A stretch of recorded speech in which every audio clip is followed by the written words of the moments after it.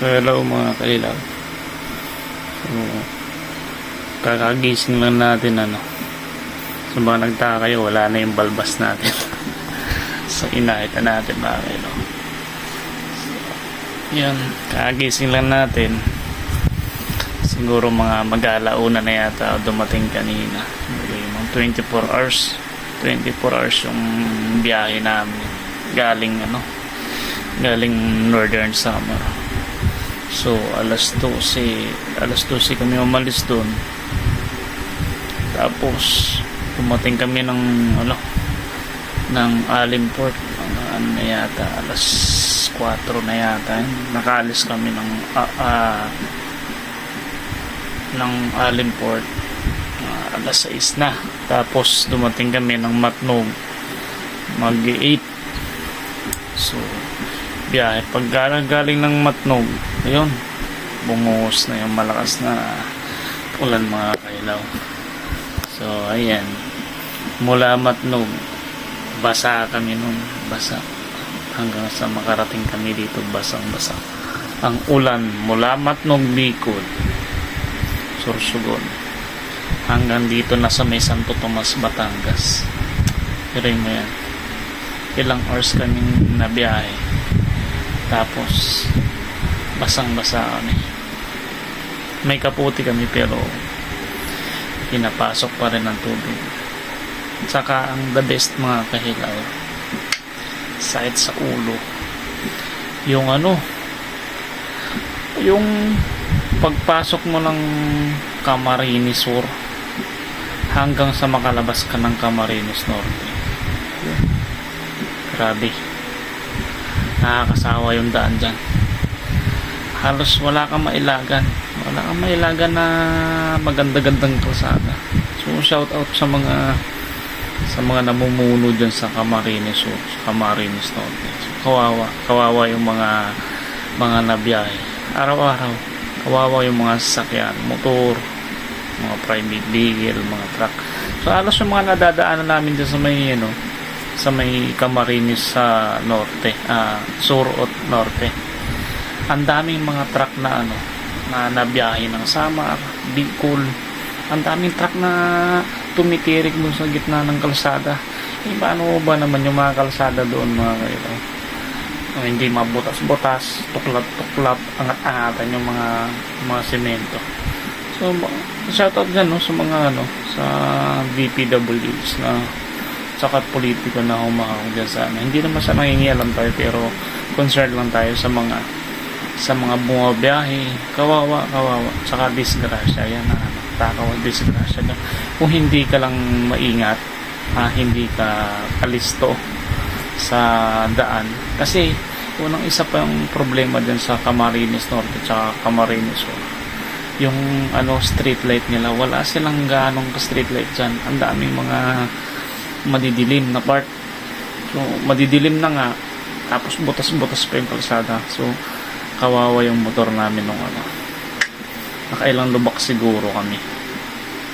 Hindi na yata mabilang nadali namin lubak, kaya nag-stop over kami sa may Kalawag kasi medyo na-disalign yung natin, yung mudguard natin. So inayos ko pa. Tapos nagdagdag kami ng hangin kasi halos nauubos na, nagbabawas ng hangin sa kakatalbo. So yun lang guys, so concern lang tayo dun sa mga biyahera natin. So ride safe lang. Saka advice ko po, pagka may plano kayong pumunta ng Samar, Bicol o pagka may plano kayong bumiyahe, mas the best mga kahilaw, bumiyahe kayo ng araw. Tansyahin nyo ang Camarines, halimbawa start ng Calawag, kasi dyan sa Calawag medyo malubak na dyan. Calawag, basta tansyahin nyo simula Calawag papunta dun sa Camarines Sur, papuntang Legazpi. Pero ang Legazpi kasi guys, maganda na yung kalsada dun, basta sakop ng Albay. Huwag lang yung sa Camarines Sur tsaka Camarines Norte. Yan, sa Calawag, yun din. So, huwag lang dyan sa part na yan. Kaya kailangan saktuhin nyo na makabiyahe kayo ng araw dyan para pag araw kasi makikita nyo yung mga lubak-lubak, yung mga malalalim na butas.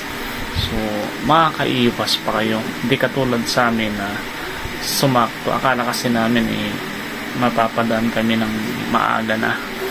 So, nung umuwi kasi kami, madaling araw dinaanan namin yung Camarines Sur, Camarines Norte. So, nasa Kalawan na kami. Kalawag na kami nadatnan ng pumutok na yung araw. Kumbaga, sumikat na yung araw. So, doon medyo iwas-iwas kami sa butas. Pero, dinanas talaga namin yung hirap. So, yun lang guys, no? Mas the best na bumiyahe kayo ng araw sa part na yan. Iwasan nyo na lang. So, shout out sa DPWH at sa mga namumuno dyan sa Camarines Sur, Camarines Norte. Please lang, concern lang po ako sa mga nabiyahe natin. So, kawawa ang mga biyahero-biyahera natin. Araw-araw biruin mo. Tinitiis nila yung ganyang kahirap na kalsada dyan. Na grabe ang lubak, butas, tapos madilim pa. So, ibang truck dyan napapahinto sa may gitna. Tapos wala man lang warning sign. Masusalpok mo Mabuti ka mo kung alerto lang yung mga Pero tsaka isa pang concern ko dyan, yung mga driver ng mga bus. Nako po, sa ulo. Problema dyan mga kailaw, yung mga nakakasalubong mo, ayaw mo lang mag-low beam ng ilaw nila. Puro mga naka-high pa yan. Pagka anuhan mo, sinyasan mo ng EVA flash mo para mag-low sila ng ilaw nila. Lalo pa nilang palalakasan. Yan ang mga dyan kaya nakakawalang dyan, magagalit ka lang. Pero syempre maximum tolerance pa rin sa pagkanabiyahe. So yun lang, alerto lang kayo mga kailaw. Thank you.